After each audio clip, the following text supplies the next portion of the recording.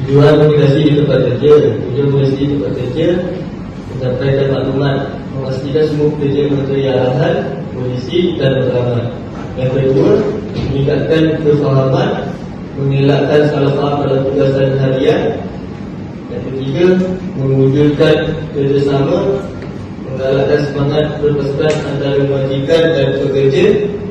Yang keempat, meningkatkan produktiviti, komunikasi yang berkesan membantu pekerja melaksanakan tugas dengan cekap. Yang kelima, menyelesaikan masalah konflik, bolehkan isu ini dengan cepat dan harmoni. Yang keenam, memberi motivasi, galakan dan maklum balas positif meningkat semangat kerja. Yang kedua, saluran komunikasi formal.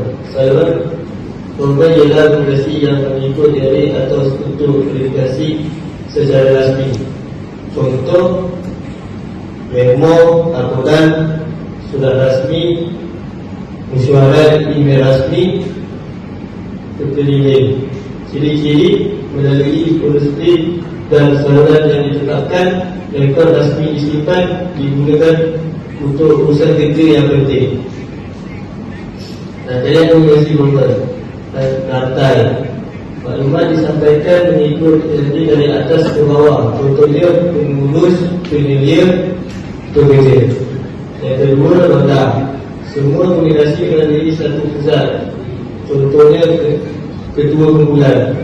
Yang ketiga, wajib gabungan komunikasi menegakkan dan mendata.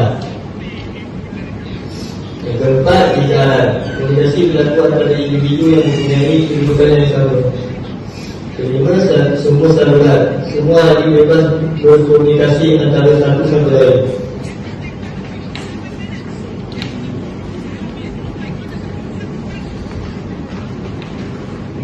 Kebaikan dan kelemahan struktur organisasi formal. Kebaikan, maklumat lebih teratur dan resmi, tanggungjawab dan azali jelas.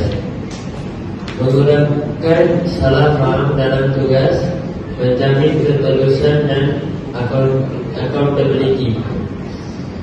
Kelemahan, prosedur komunikasi lebih lambat kerana perlu ikut hierarki, kurang fleksibel untuk berinteraksi antara jabatan, risiko maklumat disalah tafsir semasa turun ke peringkat bawah.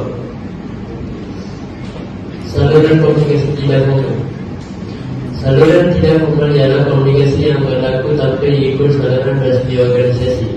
Contohnya, perbualan santai, mesej peribadi, media sosial, sembang di pantry atau WhatsApp. Ciri-ciri: bersifat spontan dan tidak resmi, berlaku secara cepat dan meluas, tidak direkod secara resmi.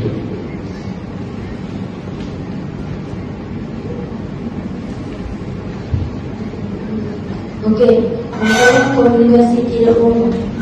Single strand.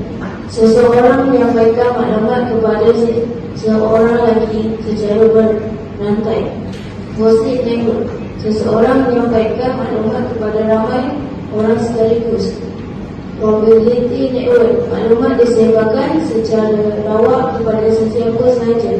Cluster network. Individu yang berkongsi maklumat dengan kumpulan kecil atau rakan-rakan. Kebaikan dan kelemahan komunikasi tidak formal. Kebaikan, maklumat sampai dengan cepat, mengalahkan hubungan mesra antara pekerja, dapat mengurangkan tekanan kerja, membantu menyebar maklumat tambahan yang tidak rasmi.